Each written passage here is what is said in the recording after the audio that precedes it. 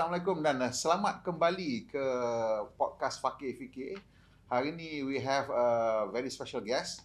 Kalau sebelum ni kita selalu cerita tentang green transportation, specifically kita cerita tentang kereta elektrik dan tentang charging. Hari ini kita ada proponent of let's say an alternative technology, iaitu hydrogen. Of course hydrogen ni sekarang ni memang tak nampak macam banyak sangat cerita tentang hydrogen. We know that a few people are talking about hydrogen engines, fuel cell and all that. Tapi dekat Malaysia ni, bila last time you nampak hydrogen filling station? Mungkin tak ada kan. So hari ni kita dengan Mr. Colin Patrick. He is the CEO of Lestari H2 Gas, which is a subsidiary of Petronas, and they are doing something interesting with hydrogen. But first, before we cerita tentang Lestari, let's talk a little bit about who you are. Okay, thank you for having me here. I sebenarnya tak pernah buat podcast, so I'm going to make sure that I keep to the script sikit lah. My name is Colin. I was born from a small town in Sri Aman, Sarawak. Yes, I'm a CEO of Lestari H2 Gas. This is a very new company set up in Petronas, less than 1 year. Okay. So I tak ada audited account lagi, right? Yes, but the ambition for this Lestari H2 Gas is very big. We are looking at ways to make hydrogen affordable to people that require hydrogen cheaply and in a big amount. So my job is to convert hydrogen resource to hydrogen so that people can actually use it, right, cheaply. So that's our business ambition. My personal ambition punya lain. My personal ambition is I'm a technology guy, right? 28 years working in Petronas. I'm a technology guy. I like to work on something new. And hydrogen is one of my many ventures into something new, right? In the past, I had buat macam degradable plastics and whatnot. But now hydrogen is something to me quite close. I was quite skeptical 5 years ago, right? Sama lah kita. Sama. I'm still skeptical lah. Well, what I've seen and what I have experienced allow me to see something that helps me buka pintu nombor 2, mungkin nombor 3, and trying to understand a bit more. Okay? Dia macam ni lah. Kalau tak kenal, maka tak cinta punya cerita. Exactly. So, tak kenal ni masalah dia tentang hydrogen. There's not a lot of information tentang hydrogen ni. Maybe you boleh cerita sikit tentang the hydrogen economy globally ni. Where is it at? Okay. In short, it is still in infancy. Masih di beginning of the whatever curve you call it lah. At the beginning of inception of a new product or new technology. But if you look at around lah, sebab I try not to jadi katak bawah tempurung lah. I nak go and ask people. Kalau tak tahu, tanya. Kalau nak faham, tanya. Betul. So the people that I berguru with, actually people that are from countries that was beginning to adopt hydrogen as part of their energy mix. Countries macam Japan, Korea, China, Europe. So you nampak apa dia buat. Why they're doing it? My first question always come, why? Why are we doing this? Why are they doing this? When you can answer that, then our next question is how? How are you going to do it? So after all these visits to China, Japan, Europe, and Korea, you realize that there are certain things can make it happen. But the willpower of people behind the certain doors is a powerful thing. Like for example, China, today, yes, it's quite subsidized actually. For hydrogen to be used in China, the government is subsidizing it. So there's a lot of subsidy for hydrogen in China? In two ways. Number one is the hydrogen itself as well as the cars that's using it. So today you can, hydrogen at the pump in China, and this is not greener, we are talking about a number of 35 renminbi. Kalau ringgit is about, you multiply by 0.65, which is about 20 ringgit per kilo at the pump, right? And the government there is subsidizing about 20 renminbi. The actual price is about 55 renminbi at the pump, right? The cars, the buses are all also subsidized. every components in China punya supply chain is subsidized up to 30% by the federal government, by provincial government, for the state government, and macam-macam lah dia punya subsidy that they will get. So yes, it's quite heavily subsidized punya market in China. But why are they doing it? There must be a reason why you're subsidizing it. They believe that it's the same industry that they have seen in EV. Right? So they believe that EV, they subsidized EV back in 10 years, 15 years ago, and it matured into real big industry. That's right. Right? The BYDs are out. So they think that hydrogen has a potential. It has a potential. What about Malaysia? What is our potential in terms of this hydrogen economy? Apa yang ada dekat kita yang, ataupun apa yang perlu ke kita go through hydrogen economy? I look at a few factors in Malaysia. Apa yang tak ada, right? I look at apa yang perlu ada are things like people macam talent. You need some people to do talent.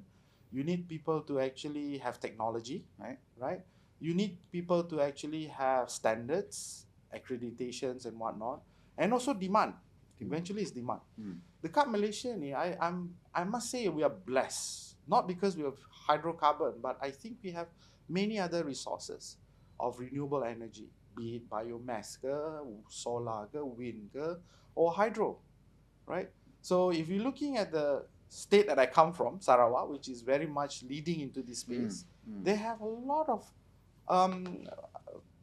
renewable energy from hydro. Yes. Right? In fact, when I was attached there in 2018 to 2019 dengan Sarawak Energy, I got to see the very beginning of the resource. Very important, Malaysia has that resource, right? We have good RE, and we have good biomass. We can actually make a lot of things out of it. So Malaysia is not short of resources. So Sarawak, for example, when you said you have a lot of green hydro, how has Sarawak leveraged on that green electricity in terms of plugging itself into the hydrogen economy? Well, it's interesting. I mean, about 15 years ago, people don't care so much about green power, right? It's only when people talk about ESG, people talk about carbon credit, carbon, emissions and whatnot, people start to pay attention to what type of power that you are using. Right? So for Sarawak, they have 3 hydropower plant, and one is currently being built. There are going to be 4 hydropower plant, and this is giving you a lot of gigawatts. So for Sarawak, there are people coming there to actually looking for that green electrons, right? But even with that amount, Sarawak is still able to provide more opportunity for people to invest in Sarawak for this utilization of green electron. And hydrogen is one of it. What can they do with that green electron? So green electron, so for me, this is where I come in. I convert green electrons into a hydrogen, into a molecule. Electrons into a molecule. So that's where the big play is. That's the space of how to generate cheaply this molecule from electrons, green electrons, and this product actually can go into many space. For example, hydrogen is a very versatile punya product. You can use it for in the space of power, as energy storage. You can put it as in mobility for fuel, as well as chemical punya feedstocks. In fact, to be honest, statistics says Petronas use about 600,000 ton a year of hydrogen, mostly a grey hydrogen. And in the space of hydrogen, many colors lah. Right? So as an engineer, green, blue, grey. Correct. When people play with color is because it makes it easier to understand. Betul. Right? But as an engineer, we normally look into things like carbon intensity. So how much of carbon you produce while you are generating this product. But I thought those colors indicate carbon intensity. Colors indicate where the source is. Right? So when you talk about green, mostly is tak ada kena dengan carbon. So water electrolysis is what it's coming from. Kalau you talk about grey, that's natural gas. If you're emitting the CO2, but if you capture the CO2, become blue instantaneously. Right? So the color indicates that what you do and where you get it from actually. But carbon intensity tells you what effort you do to make sure there's no carbon loss, the carbon emitted kat situ. Right. So right now, macam Malaysia, do we produce a lot of hydrogen for industrial use, for export ke apa ke? We use hydrogen a lot as a captured market. Captured maknanya tak ada sangat trading sangat. I see. Right? So we built our refineries, petrochemical, and one of the process required is to produce hydrogen as a feedstock. Right. So we don't sell those feedstocks. So you just use We it just use internally. it for ourselves. But now there are people in the market, the industrial gas players, say they do sell it, but they don't sell it in abundance. This is where the third group of people coming in using green hydrogen as part of energy transition. Okay, explain a little bit more about that part yang energy transition. Kat mana yang nak pakai this hydrogen in the energy transition? Okay, so as I mentioned earlier, we see hydrogen can be utilized in 3 different areas of industries. The power side, which I can actually use it as a energy storage. Second part is into mobility as a fuel. Kalau you tengok kereta macam Toyota Mirai, Hyundai Nexo, and of course buses from Sarawak and also ART itu semua pakai hydrogen as part of its fuel. So hydrogen is a very versatile in that area. The third one is as a feedstock to make chemical processes, which is traditionally dah ada pun, right? And these are the people that use a lot of hydrogen. Chemical processes use a lot of hydrogen compared to the other two. So what we are trying to do is trying to spread the application of hydrogen. Right? Of that 3, okay, so we know industrial processes dah lama pakai lah hydrogen, right? So you already know the hydrogen there, so maybe you're just trying to reduce the carbon impact of that hydrogen from grey to blue. But what about the energy generation just now that you said, and as energy storage? Macam mana? What does that look like? Okay, that is still very, very much infancy because everybody is more familiar with battery rather than hydrogen as energy storage. But there are pockets in the world, people are still at piloting it, demonstration, showcasing it. So it's not pervasive yet as a standard energy storage compared to battery. When you say energy storage, explain to us how it works. Yeah. As an energy storage. So hydrogen is actually not a source of energy. It's an energy carrier. So how does it work? A bit of explanation scale. So hydrogen from the thing that we are producing through electrolysis is splitting of water molecules. So you generate you split H2O into hydrogen and oxygen, right? So there's no carbon involved there. Right. So we release oxygen, we don't use it. So we take hydrogen. Now that hydrogen, we can store this for a period of time. We can also turn it back into electricity by the reverse process of electrolyzer, what we call it fuel cell. So fuel cell combines hydrogen with oxygen that produce water, and then it releases the electricity. That electricity is the one that feedbacks to the power guys. Okay. So kalau you tengok the simple loop there, from power to electrolyzer generates hydrogen go back to fuel cell generate electricity. But of course, your next question is, that's a long way to do. That's a long and not efficient way. Yes. Exactly. I don't see this being applied in cases macam kalau benda tu tak ada masalah dekat in the cities, in township that are connected to the grid. There's no issue for that. Why do we need this kind of thing? But in cases where you're remote, where you are far away from grid, where you generate your own power, you do need a storage, right? Because what happens is when you get power from solar, it's not round the clock. Unless you can create another 24 hours punya sunlight, which you're never going to do it, you know.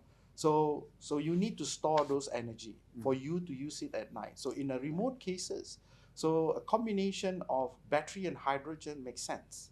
Why do you need to combine battery and hydrogen? Why would that make more sense than just using battery? So battery is simple. So when you charge it, it has a capacity, right? So once you maximize it, you just have to, it's gone to waste. I see. So why? So the idea here is to generate into a different form.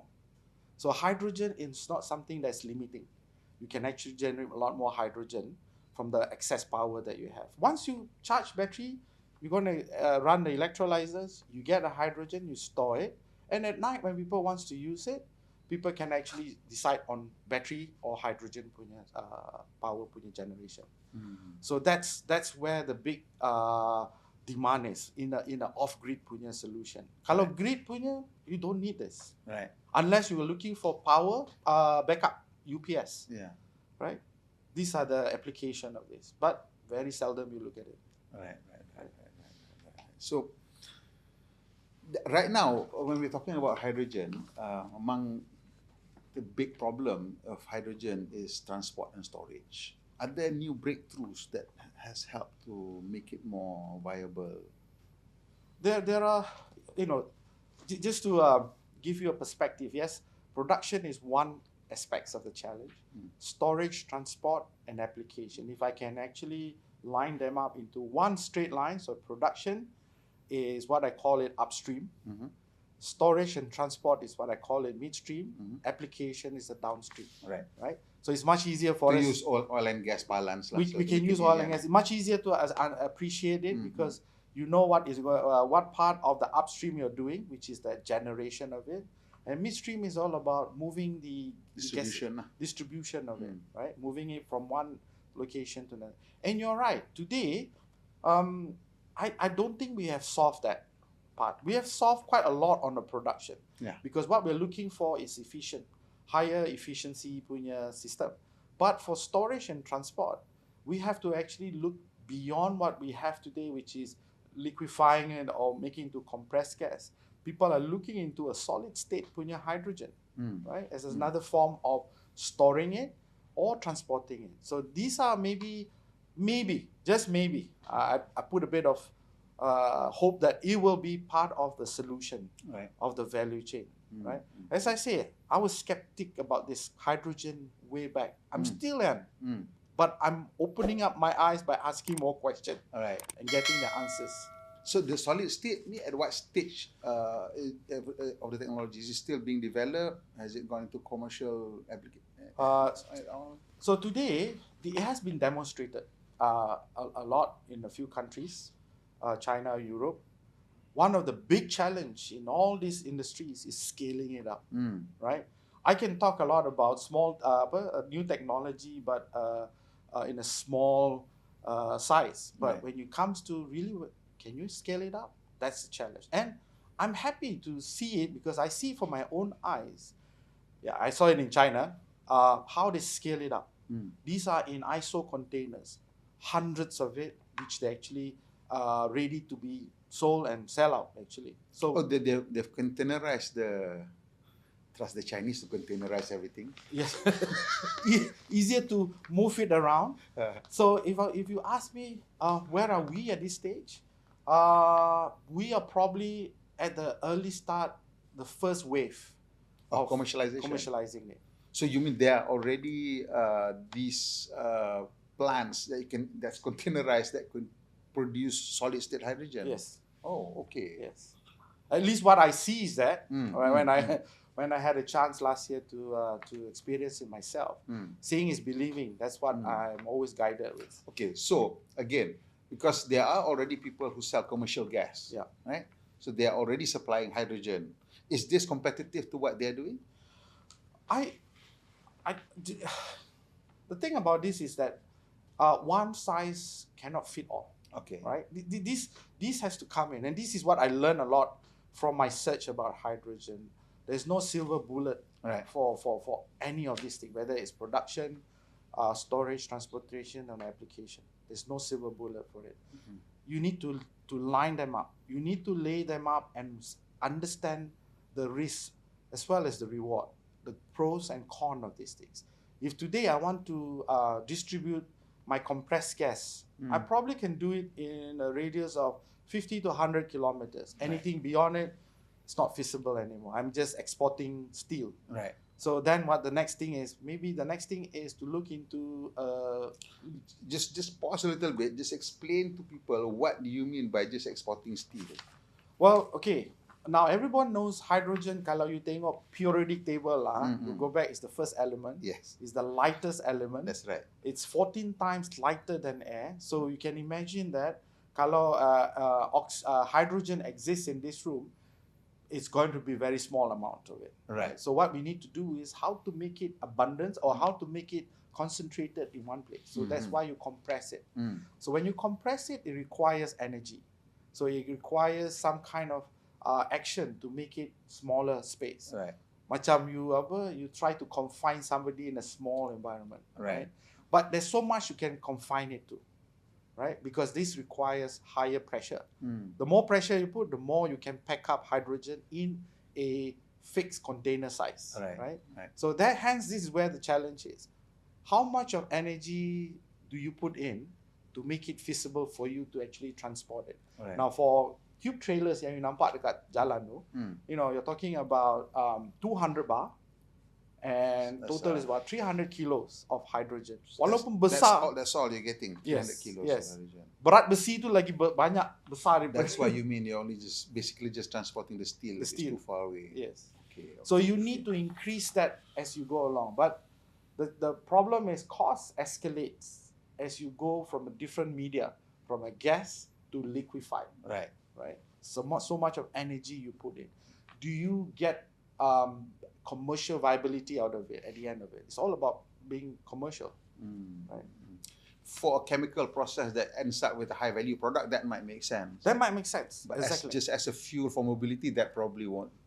It's you can't compete with. You can't compete. You have to have a different model. And the model that we use, we recently installed a electrolyzer production, hydrogen production unit in the form of electrolyzer and refueling stations in Kuching. In fact, if you want to have a look at it, pergi ke Darohana tu, stations, you will see that on the site too, it's actually a very small miniaturized production and refueling stations. So you can see and appreciate how much of effort to get that molecules onto the dispenser. But the good thing is, it's in situ. So that electrolyzer feeds direct to the pump, or does it still needs to be is it like you still need to pump it into a tank first and then? We have to do it. I call it two things: the upstream and downstream of it. So the upstream of it is electrolyzer. The downstream part of it is the compressors and chillers and dispensers. Okay. So you still need it because the car only accept about 700 bar or 70 megapascal punya pressure. Bus is about 350 bar or 35 megapascal. It's a lot of pressure. It's a lot of pressure. As I said, to make sure that you can put hydrogen in one place, a lot of it, you need a lot of energy to compress it. Right? So in terms of, let's say, right now we already have hydrocarbon infrastructure. Kedai minyak semua dah ada kan. So now if you were to somehow, let's say we need to change a percentage of that to hydrogen, is it going to be too expensive, very expensive? How would you say it? Okay, my honest opinion is we tak sampai kat situ lagi. I see. So what we're looking for is in a business model today is combining a fleet and fuel punya solutions. So kalau you ada fleet of hydrogen fuel cells, you can prepare a nicely amount of fuel. Right. So you don't build oversize you punya productions. You build it enough for that capacity. Right. So this one you have to work with fleet operators lah. Correct. So we have to work with the fleet operators. We cannot be like consumers because consumer tak ada lagi kat situ. Well, if we look at California, I think probably has the most number of public hydrogen filling station. But even there, kita dengar kata a lot of it susah nak maintain. If they go, sometimes it's not working because it's just difficult. What makes it so difficult to maintain such? Is it just because orang tak pakai and therefore dia cepat rosak ke macam mana? What is going on? Well, that's part of it actually. Kalau you tak pakai benda, anything lah. Kalau you tak pakai kereta you for a year, rosak juga. It's the same thing. So you it's a chicken and egg situation. I built banyak infrastructure tapi satu kereta je pakai pun tak bagus juga. So it has to be balanced. What European government do actually, I mean that's in Europe, especially kat Germany. When I look at it in Berlin, their punya KPI is building infrastructures, refueling stations, right? So every year they will have a target to look at. Like South Korea, 40 stations per year, but realistically they only deliver about 20 stations per year, simply because demand lagi. The demand is still not there, right? So it has to be a tandem in terms of usage and production, generations of it.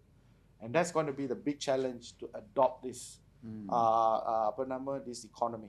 You need to match it. Kalau tak, you're going to be idle, and it's not good for the whole economy.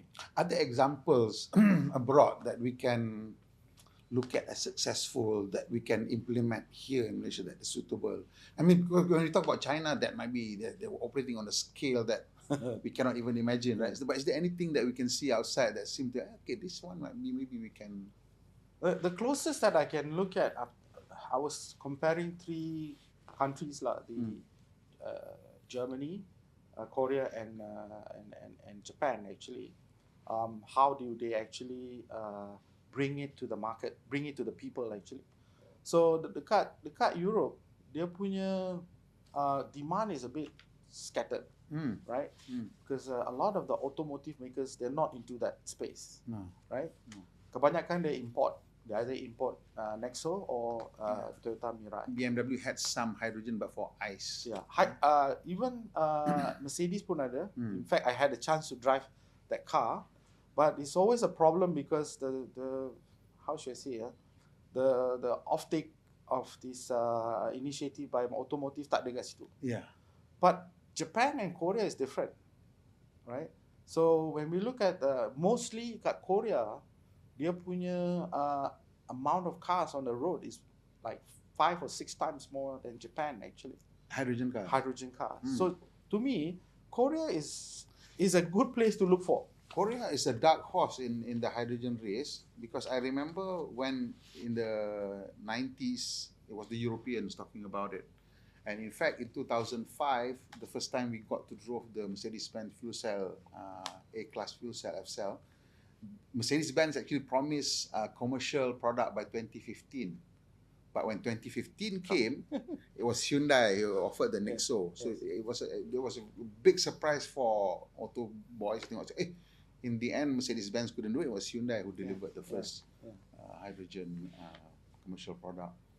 Okay, so why don't we take a short break sekejap, then we continue dengan maybe something a bit closer to home.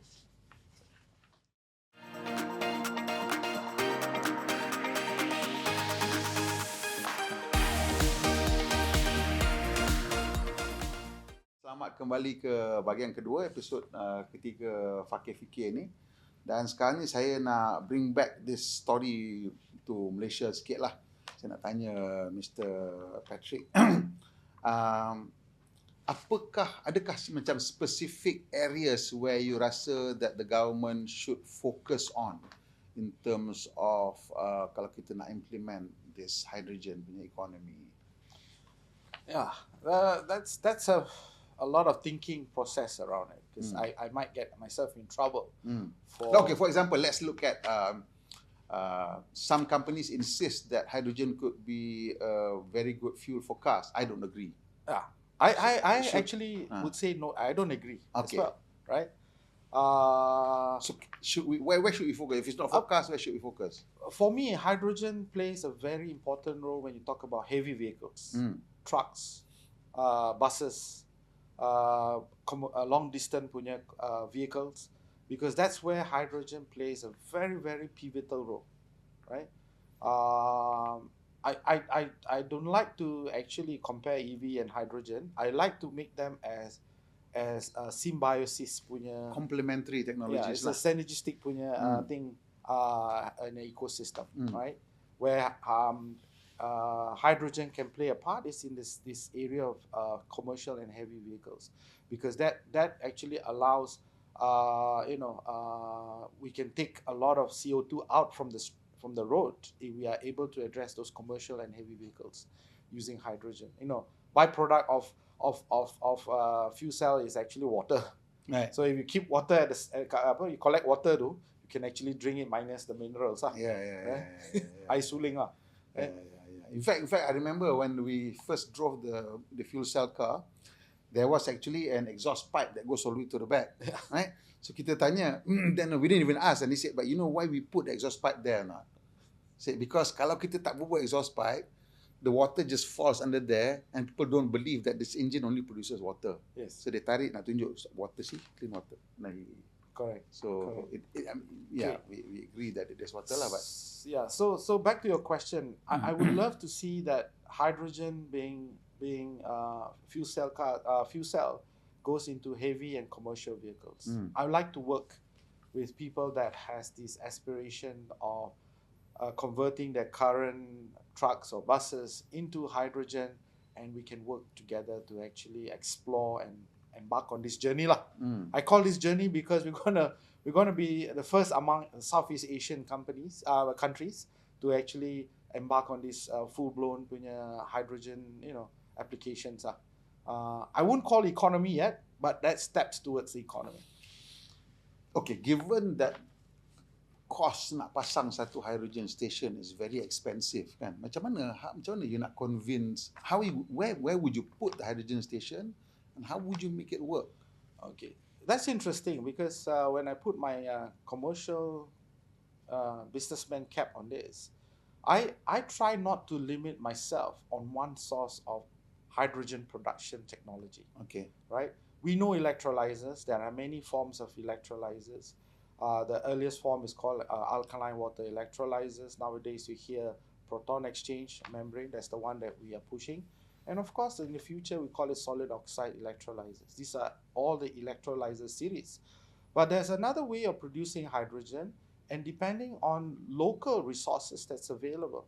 And we know that there's, as I mentioned earlier, biomass in Malaysia is a lot. So we actually can capitalize on converting some of these biomasses into hydrogen, either through gasification or through pyrolysis. We can actually generate hydrogen. It's not the same as electrolysis because electrolysis starts with water. This one starts with a plant base. Plant base. So we can argue here whether it is green or not, right? But I like to go into the carbon intensity punya index to actually look into this. So it depends on which state you're in.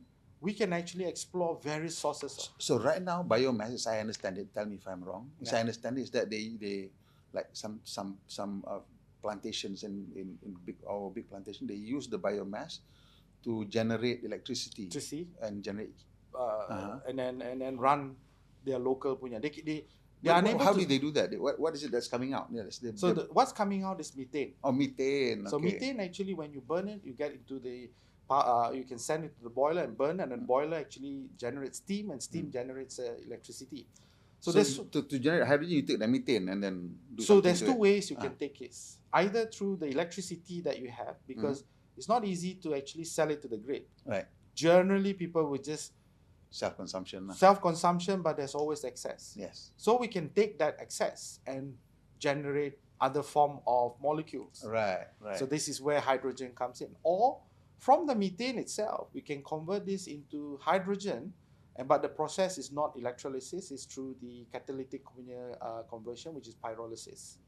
Right? So we are not short of technology to address it, but we do need to do some assessment of what is suitable in that locations. So if I want to build stations across North-South Highway, I need to see where the nearest point that I can tap on.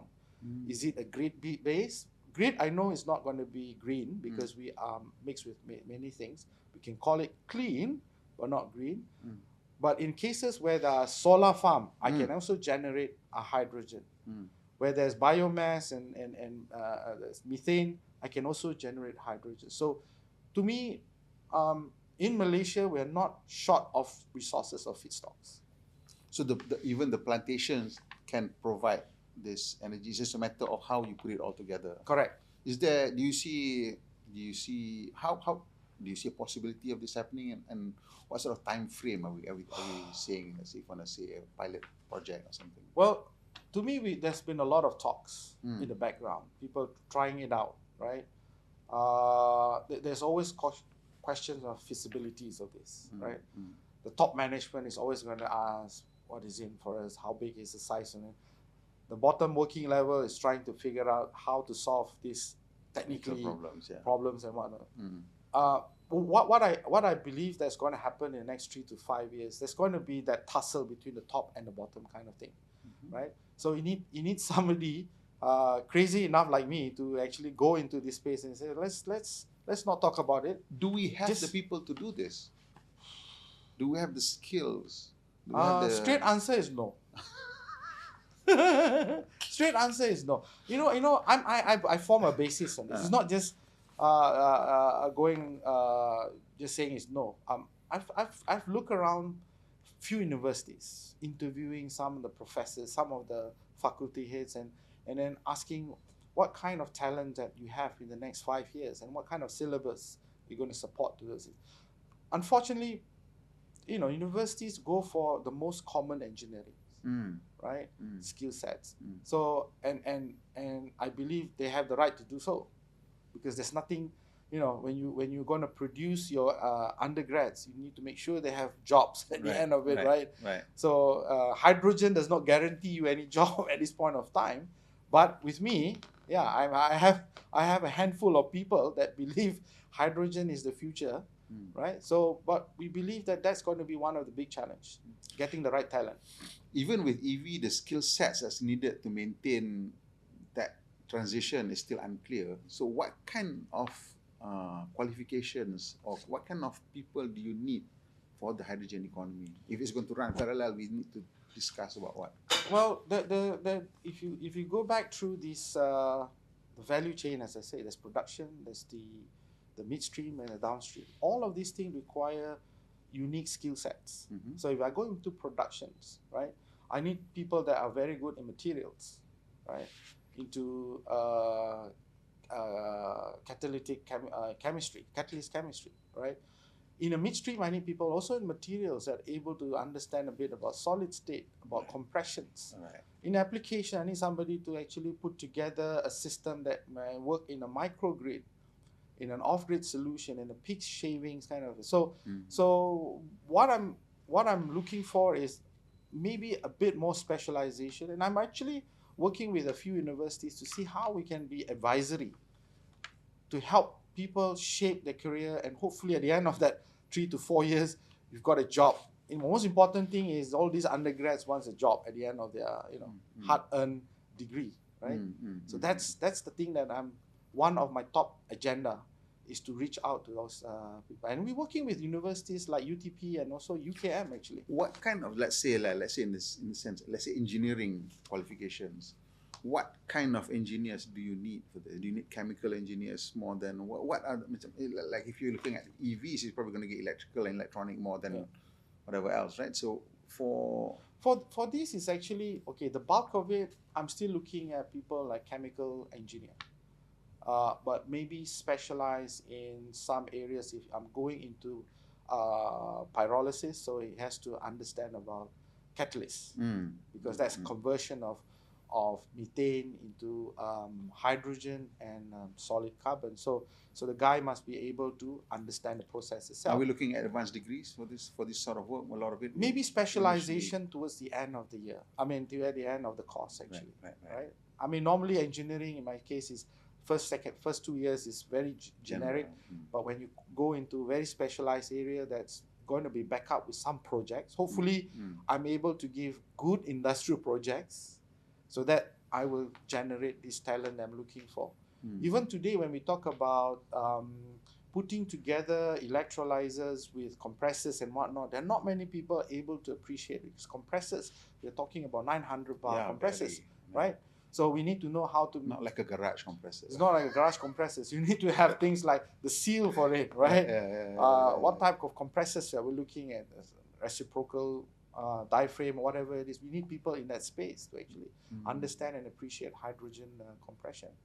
So it's not to say different than engineering courses today, but we want some specialization towards end of their course actually. So that the skill is one of the biggest challenges. One of the biggest challenge. And other than that, what are all the other things? Do you think the government sees the potential yet, or is it still will require a lot of work to convince them that hydrogen can be something that we should focus on? For me, it's hand in hand on this, because without the industry players working or going into this space, there's nothing government can actually do. But It's not enough information even for us. There's not enough things for us to even hold on to understand what's going on. Yeah. So I'm imagining that for governments that even I have so many things to worry about, Yes. and if you don't have anything to show me, then why am I looking at this, right? Yes. That's the challenge that I see today. It's the full potential is not seen here because there's no existence of it here actually. Yeah. Right? Kalau you tak nampak, maka you tak percaya sangatlah benda ni kan. Right? If you try to go, if you have a chance to fly over the Kuching and have a look at it, you can appreciate some part of it. You know, if, as an engineer, you probably marvel at, wow, you can actually bring those hydrogen production in one tight space and generate that high pressure, right? And that's how we actually get inspired. So to me is how to get people inspired to do something, right? There's not much I can do on setting up the policies. So right now, let's say we're looking at the area that I understand, transportation. We already know that some companies are building fuel cell trucks, but we also can see some people are already building battery electric trucks. I'm going to leave out cars for a while because I don't think that's going to be, viable for now. What are the cost differences to buy? Because right now, the other day we went to the launch of Volvo's first electric truck in Malaysia, and it's a 400 plus horsepower truck. Yeah. And it was being sold for $1 million. Yes. Right? So now if you're buying a 400 horsepower diesel, you're paying about 400,000. Yes. So that's 2.5 times Yes. pricing. But the guy who runs the company says that it's worthwhile because there are some companies who are willing to pay extra because they need good carbon scores, good ESG scores. Yeah. So now even on that side, you can see that the argument is not on efficiency of energy, but the argument is more on ESG score. The right? bragging rights. The bragging rights. So now, what would be? Do you have an idea of how much the cost of a fuel cell truck would be compared to a BEV? Okay, so I'm going to use a few countries' numbers on this one. If I go to Japan, trucks, 20-ton trucks for me, it will be about close to 4 million ringgit. Ooh. Okay, now that's a big number, right? But if I go to China, it's about 1.2 million renminbi. Right, which So is again, multiply by 0.65, that's less than $1 million. Yeah. Fuel But- cell, Yes, 20 tons. 20 tons. But But yes, there's always a but. That's heavily subsidized. but or butter. Yeah, it's a heavily subsidized play. So basically, Without Well- subsidy, how much would that be? Still over $1 million. still about $1 million. Right, Still about $1 million. right. So the biggest cost of hydrogen trucks is the fuel cell itself. Right. That's the powertrain for it. Mm. And for cars, it's the battery itself, Mm. right? So everything works the same. It has the same motor. It has everything is the same. Except battery you swap with fuel Yes. cell. That's just about it. What can you do actually? So fuel cells is about a few hundred kilos, about 200-300 kilos. That's Battery- lighter than a battery. That's the reason why. That's the beauty of it. You're not But the tanks could be heavy. no. Hydrogen Actually, tanks are not heavy. they are composite type 4. Okay. So as you say, the heaviest is not the gas. Heaviest is actually the tank, Ah. and these are made from composite tanks. Right.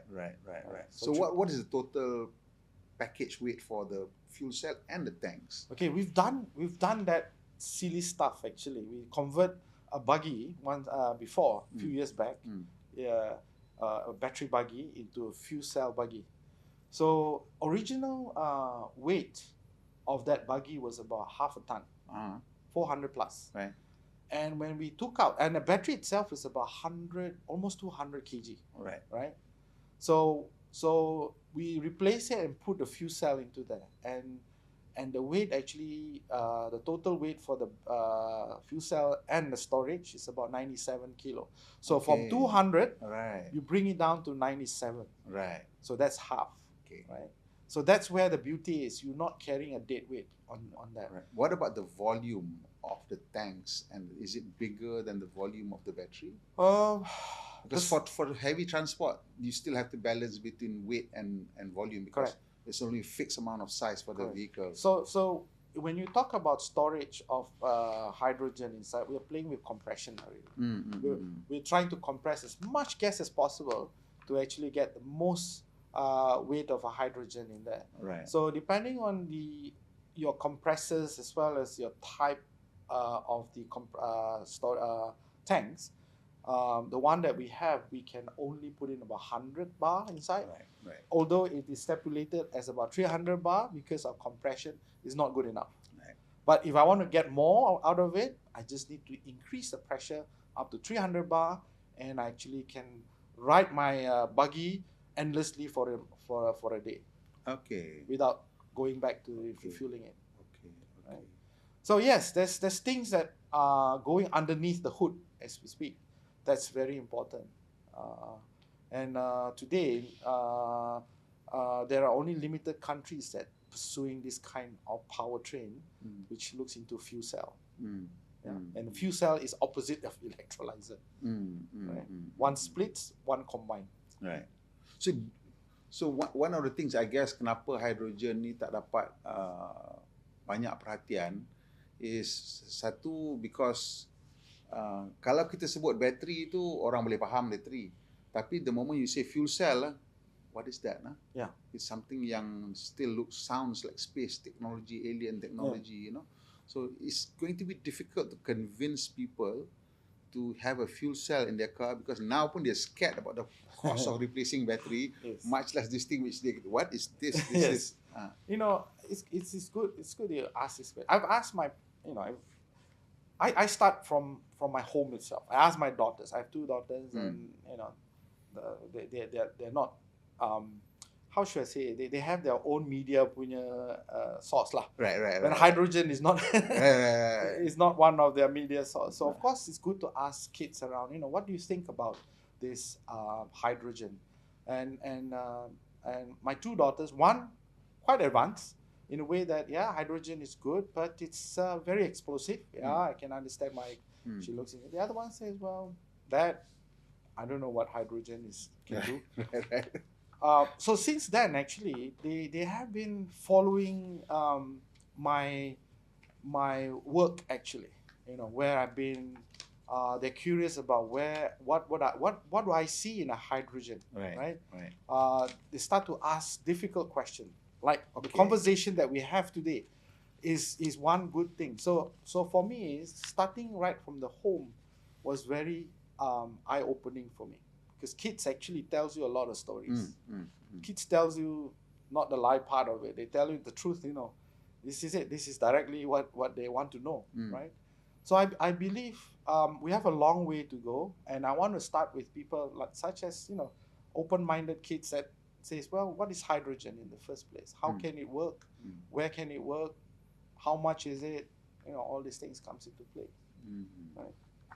How far in terms of technology is hydrogen behind, let's say, battery electric vehicle, or at least in terms of the perception of the public, in order to convince them that this is something young they should seriously consider? I think the technology bit is there, all right? The bits and pieces of technologies is there. What it needs to be done is scaling it up, right? And anyone that tells you that scaling it up actually allows a better benefit in terms of lower costs, economy of scales coming in, right?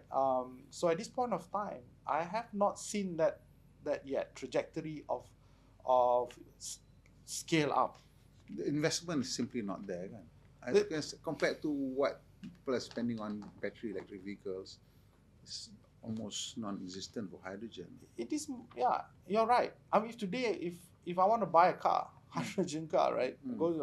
I go to a showroom and ask for it. Nobody's going to entertain me and says, Colin, no, we're not gonna, we don't have it. Go away, right? So it's going to be an uphill battle for us, especially on consumer market on these things, and that's not what space I'm working on. I would like to work with people with fleet, lots of fleet, and that's easier because are the numbers compelling enough for fleet? Today, the numbers that we're looking at is probably about in the region of 10, 20 fleet, which is not enough for me to actually... No, but what I mean is, if I were a fleet operator, would it make economic sense for me to go hydrogen? We saw a case. This is a scenario. Again, this is based on what other countries was doing. So when we look at their pilot, right? DHL China did a pilot. Okay, right? that's real. They put in about 10 trucks on a fixed line of 350 kilometers, and they get to the same refueling place. So they did the calculations, and they done it on a 3 years kind of data, and projecting to 5 years. So quite interestingly, let's say the capex was subsidized by the government, 300,000 RMB for each trucks, and the fuel that actually they're comparing against gasoline, right? So in fact, the hydrogen that they consume actually is quite comparable with gasoline. But mind you, it's a subsidized hydrogen, right? But I believe in the future, that if assuming the hydrogen cost is going to be bring down to that 35 RMB per kilo, I think the good case of driving this is there. Right? What is the break-even point for hydrogen fuel compared to right now, let's say electricity? Do you have 35 RMB is break-even or parity with diesel? Is that what it is? 35? Yes. Okay. That's what it is. So kalau parity with electricity, slightly lower lah kot. Slightly lower. Is there a timeline where you see hydrogen hitting that? I would say yes. In the next 5 years, because assets are put on the ground, especially electrolyzers start to appear in big module sizes. Before 2018, I mean, I'm looking China closely because that's interesting case studies that we're looking at. So before 2018, everything was done on 1 megawatt less. Right? There was not much of subsidies. Everybody is just doing it out of hobby kind of thing. After 2018, things starts to shift. So the subsidy comes in, and you start to see that the module size starts to increase from 1 megawatt, 2 megawatt, 5 megawatt, 10 megawatt. So in the span of 2018 until 2023, that was last year, in 5 years, they have made adjustment to the sizes of it quite fast. So now it's at 10 megawatt. 10 megawatt per module. That means you can actually get, what you do is you stack it up to make it, if you're going to be 100. Give us a sense of 10 megawatt module to how much hydrogen can it produce? Yes, so rule of thumb, 1 megawatt gives you about 500 kilo a day of hydrogen. Right? 1 megawatt, 500 kilos. Rule of thumb. It could be 450, could be about 550, but around 500 Let's say kilo 500, per day. okay. Right? What that's 1 megawatt. So 1 megawatt, Mirai can fit in 5 kilo. Right. So 5 kilo runs you to about 800 to 1,000 kilometers. So that's how much a car consumes, 5 kilo per field. And you talk about buses, it's 15 to 25 kilo. Right. And you talk about trucks, it's anything above 30 kilo. Trains that you see in Sarawak, Kuching, that's a 60 kilo. That's running already. It's on a trial basis. I think it's completing this month. So yes, it's progression towards the next step of this journey actually. I call this a journey because there's a lot of things needs to be learned, unlearned, and needs to be practiced.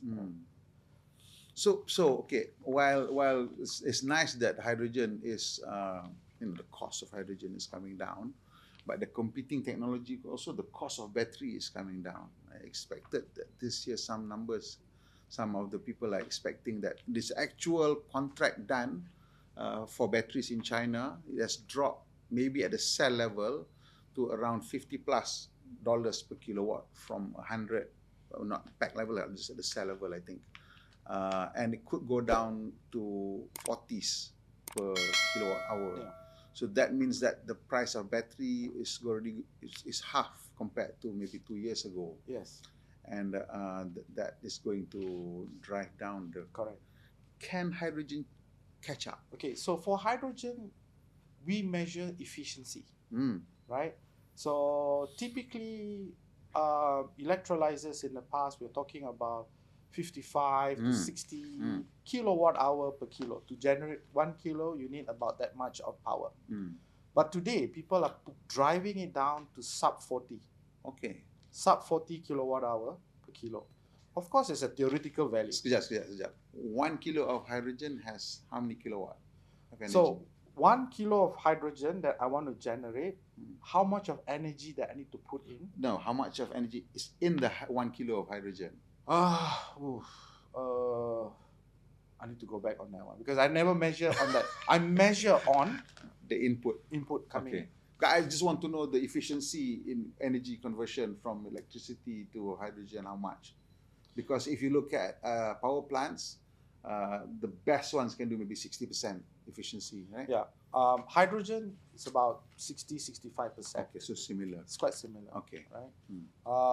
So that's a drive for many people, is to bring it to sub 40 kilowatt hour. Right. Right. And that's what we are actually doing in the studies, looking at those advancements in technology, how to use efficiencies, because the biggest cost of hydrogen is actually the tariff, the power cost. Okay, I see.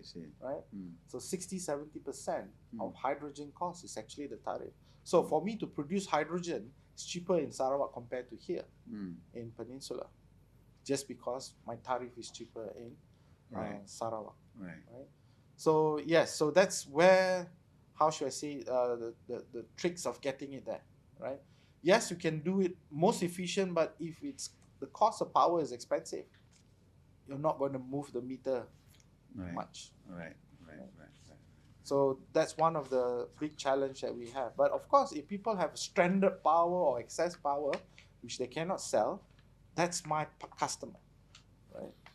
So the grid usually, I mean, Sarawak, maybe because it's running on hydro, it may not have that, because you can probably power it down according to what you need. But still, there's probably wastage at night, right? Most grids have wastage at night, right? Yeah. Because your baseline is probably higher than consumption. Why can you use that to? We can. I mean, those are really some studies and exploratory. Because Malaysia tak ada macam off-peak pricing kan, so we try to look into peak shavings. That means we generate hydrogen at low peak, keep it, and then when the demand comes in, we inject it back into the grid. Of course, again, inefficiencies become your number one enemy here, right? But if it makes sense, let's say you produce it at a low peak and releasing at a high peak, it may help you on the grid. So there's other benefits that we're looking at, not simply just monetary number, but stability of the grid as well. So, but again, those are still at a pilot stage. So I'm really interested in hydrogen as part of the battery, like you say, you have excess power, store it. How much of that technology is being developed? Because honestly, I can't see being used in transport. That's where I see the biggest potential. Not in the urban area, not in a town or city area, you'll find this opportunity. If there is, it's probably for backup opportunity for the telco to actually. But in remote, why not even in the grid situation? Well, how often do you find a grid shut or blackout and? Well, I don't see it as like that, but I see that even our grid at night there's a lot of wasted electricity, right? Because the grid is not designed like a water system. There's no storage, right? Yeah. So therefore, at night when you're running your baseline and nobody's using it, it all goes to waste, right? Yeah. So at the grid level, also I see a way of using it as a battery. So now either you spend it on a chemical battery or you spend it on other forms of battery, whether you want to pump it as heat or you pump it as weight, as air pressure, whatever you want to do, right? For me, now the reason why I say hydrogen is because again, because you're burning gas kat situ. So if you're generating hydrogen, maybe you can inject hydrogen back into your fuel line to during peak time and all, whatever. I'm just thinking. Yeah. I mean, I understand that one, and for me, it's about the drive to do it. Right now, if I try to sell something to those guys that are comfortable, they don't see the need for it, it's very difficult. I would rather sell this idea to people that, hey, guys, I need something here. I'm shortage, I don't have power at the right time at night. These happens in a lot in rural areas where you're not connected to the grid. Right? So, okay, if you're going to use that, let's say, so the competing technology would be battery, Yes. chemical battery. Is it competitive compared to chemical batteries? Well, that's the part that we are combining a hybrid system. So it's solar battery and electrolyzers coming in, where the battery is fully charged and you still have excess power. Right. You do not want to waste it, right? You want to turn into something else, and that's where hydrogen comes in, right? We think that concept is a game changer if we are able to demonstrate this. There are not many countries in the world that's looking at it. Australia tried to do this in a big way, but in Malaysia, Australia tried to use electrolyzers as well. What we call an off-grid solution, Oh. right? An off-grid solution where you want to store energy in both battery as well as hydrogen, right? Australia, they have good sunlight. Mm-hmm. All you need to do is harness those sunlight in a battery, as well as access of it into hydrogen, so they can actually be off-grid for a long time. Right. So the whole idea here is, where is the biggest pain point for this one? And I believe it's not here.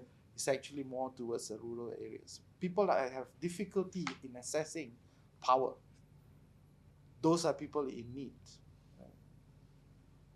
In Sarawak, 95% are fully connected via grid, but there's 5%. Right. 5% still. But like I said just now, I mean, fuel cell is so scary. I don't know what it is. I don't know how to fix this. If a battery, at least I know what it is. So I guess my long-term plan is always to do advocacy, to advocate on these things, to show and tell. How difficult is it for us to produce fuel cells locally?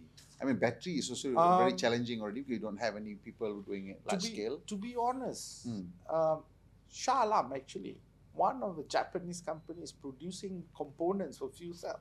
Right. For the world. Right. So it's kind of like, well, I've got the resources here. I've got people that produce here, but why am I not using it here? That perplexes me, because I say, well, I've got all the right ingredients. So there are already companies producing fuel cell components? For a long time. Which part did they produce? The plates itself. Which is made from carbon-based, graphite-based.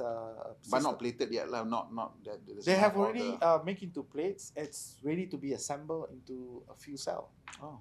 And these already has the catalyzer or whatever on it. They have most of it. The catalyst is still at the proprietary of I see. That's in Europe. So they supply component. Right. But again, there's many supplies of catalysts around. It's not a rocket science thing. Right. As I said, Malaysia is so blessed with resources. It's just that we do not open our eyes big enough to see how to harness it. Right? I'm just scared that these sort of things, it's a matter of you have to dream big. You cannot do it if you don't dream big. Because this is new technology, right? New things. And we can see already in the past, some of the projects don't really become successful because you don't dream big enough. Yeah. So I've been dreaming. The name, but it's just. I've been dreaming since 2018. So actually, I'm still in a bit of a half dream. But I do know where I need to be, but I know I need to be grounded. The numbers help me to ground myself. The vision helps me to go where I want to be, right? That's very important to me, because numbers. I'm an engineer. I love numbers. Numbers don't tell lie. If the number says, Colin, you need to be grounded, so be it. So we move from there. We improve from there. We don't stop. We just continue figuring it out. I mean. Okay, so once I had a conversation with a Japanese car company engineer, and he is curious as to why I think that BEV will be the way forward, right? So we had a long discussion, but at the end of it, I asked him, right? So when it's all done and dusted, right? Which technology do you think will be dominant? And he said BEV, right? And I said, how many percent? 80% BEV. So is the rest hydrogen? How would many like, percent do you think hydrogen will contribute to all this? And where will it contribute the most? I would say contribute again back to to my earlier story is to the commercial heavy vehicles. I want to actually get there. I want to get there fast. I want to get there with partners. I want to get there with collaborators, with people that have the like-minded. That's where I think hydrogen plays a big role. Cars, yes, I love them, but I do believe where the market entry for hydrogen is in this heavy usage of hydrogen. Right. And I don't know what is the statistics of cars and commercial vehicles in Malaysia. You probably know the numbers. How many percent of cars and how many percent of commercial vehicles? Yeah, I don't have those statistics. I'm guessing.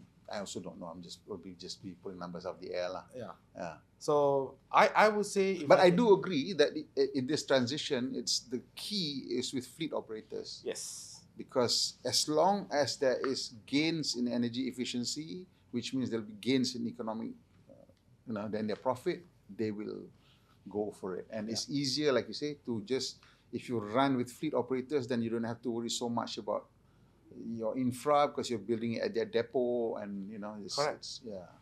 That's exactly what it is. I mean, you lay out that plan. That's it. That's what we need to execute diligently, and that's my job, is to drive it towards that. So I guess right now the shining light for hydrogen in Malaysia is Sarawak lah. We can take inspiration from them, but we should not be just saying, well, let's let them figure it out. We also need to figure out here as well. And that's the good thing about, we are Malaysian. In one Malaysia, we can actually share resources, share knowledge. But Sarawak is the most compelling place. We can start there. They have cheap electricity, they have green electricity. At least you can see some, and the government is keen, right? So that's the most important thing, I think. I believe that is the 70-80%. Right. The willpower is there. Right. So at least when you can see that thing working there, can bring people from, God knows Alostar ke Johor Bahru kata tengok kan kucing kan. You see how this works? Yes. There's some things that we were working on. Can we supply fuel cell on boat, on sampan, all these things coming out. I mean, if sembang kencang, boleh lah. I mean, talk about business, you're going to scratch your head. Does it work actually, commercially? Right? But that's a good conversation that I normally picked up when I go back to Sarawak and says, hey, why don't we put this into everything that we can do on helping the rakyat and whatnot. I says, that's a good inspiration, but will it work? Yeah, we need to test it out. Yeah. Okay, so there you have it. That's the story of hydrogen. I think Mr. Patrick dah cerita everything from the global perspective, from the technology side, from examples that he has seen around the world.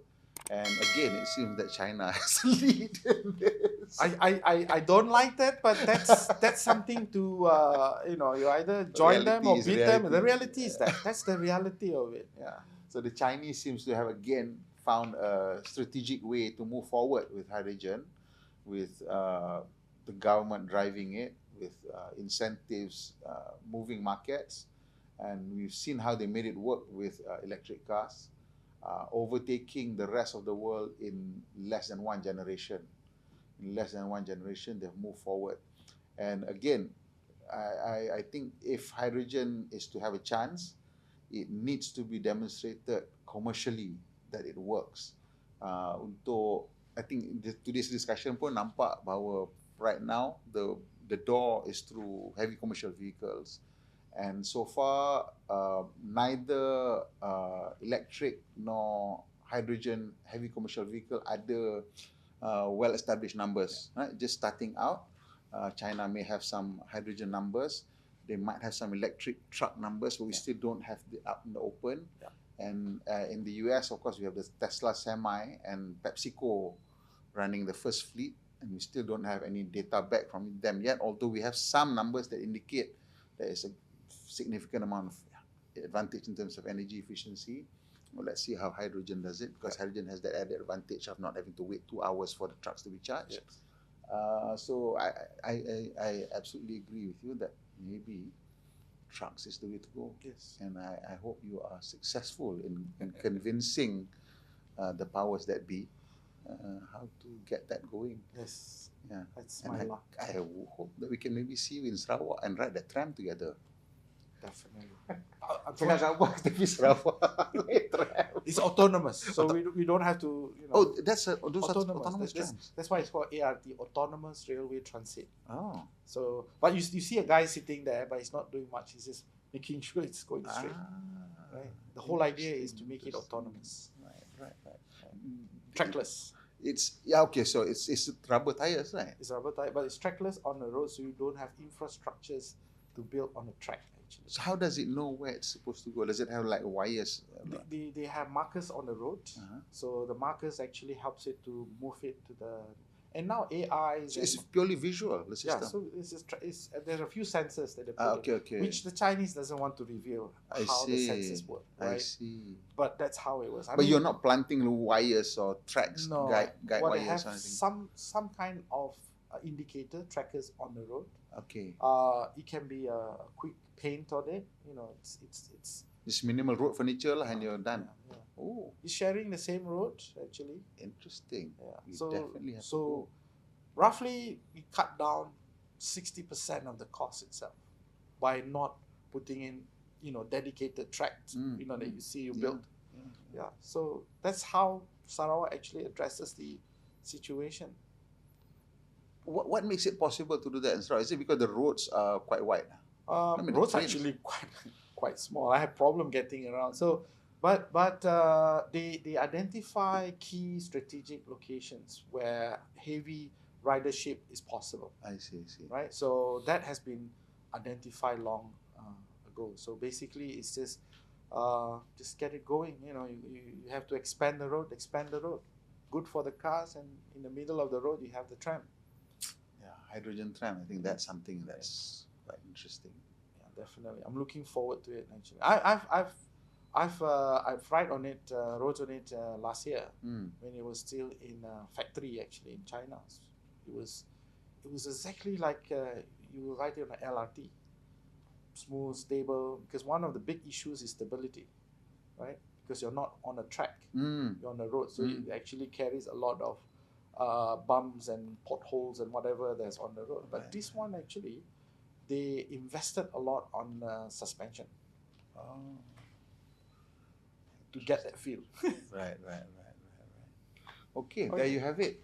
The beacon is Sarawak, and Sarawak has a few interesting projects. Of course, we know that they have changed some of their state government cars to Toyota Mirai. So that's, I think, the first hydrogen car fleet in the country, maybe even Southeast Asia, for governments. And they have installed some interesting new technology with on-site electrolyzer, Yes. and on-site generation for hydrogen. And now they've got the tram going on. So I think semua orang akan tengok lah apa yang berlaku di Kuching, dan kita berharap this could be successful. Bukan apa, because I really do think that hydrogen can have a role to play in terms of the energy mix, because priority now has to be on energy independence. Yes. And renewable is Security. the only way to go. You need to have solar and you need to have batteries, and hydrogen can play the role in that. Then I think that's something that we definitely need to take a look at. Okay, sampai situ aja kita punya. Unless you have anything final you want to add? No. Excellent. I agree all your points. Alright. So sampai situ aja kita punya hari ni. Kalau boleh tekan butang like, subscribe, dan kalau rajin-rajin, kat mana kita letak kita punya shorts? Kat YouTube shorts juga Kita ada TikTok tak? TikTok tak ada? Belum lagi TikTok. Nanti kita try tengoklah ada TikTok ke tidak. Okay? Jumpa lagi. Okay.